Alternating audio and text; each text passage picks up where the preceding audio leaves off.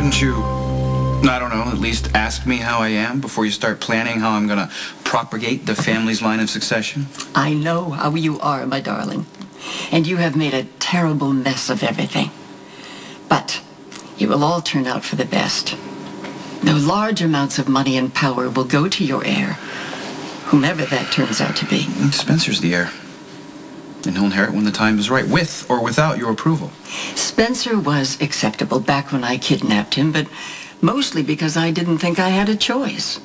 No, you were consumed with Emily, and it seemed to be a fait accompli that if you had more children, they would come from her.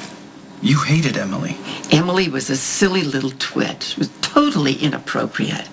But she's dead now, and you are free to do the right thing.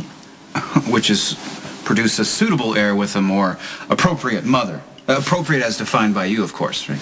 Naturally. Naturally. I don't see the need for any more children.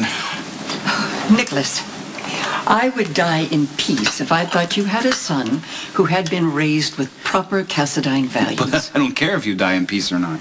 My darling, it's done all the time. But take those pompous Windsors, for example. They have an heir and a spare. I'm not interested in creating a backup child for you. Now, Nikolas, how could you be so selfish? Not to be concerned if Spencer is happy? Let me make sure I understand this correctly.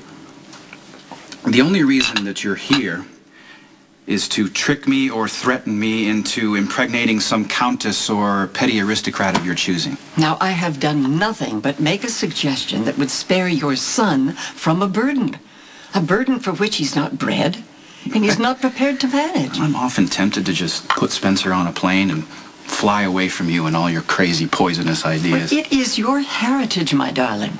No, you continue to show that you have the character of a true Cassadine. Now, it would be folly to deny that. So do what I ask. Now, find a woman who appreciates your birthright. Have a son with her, one who is suited to lead our family. No, I'm not going to perpetuate the Cassadine tradition of choosing one child over another like you did with my father and uncle. I'm not going to create a situation where Spencer and his brother bring misery to each other like Lucky and me.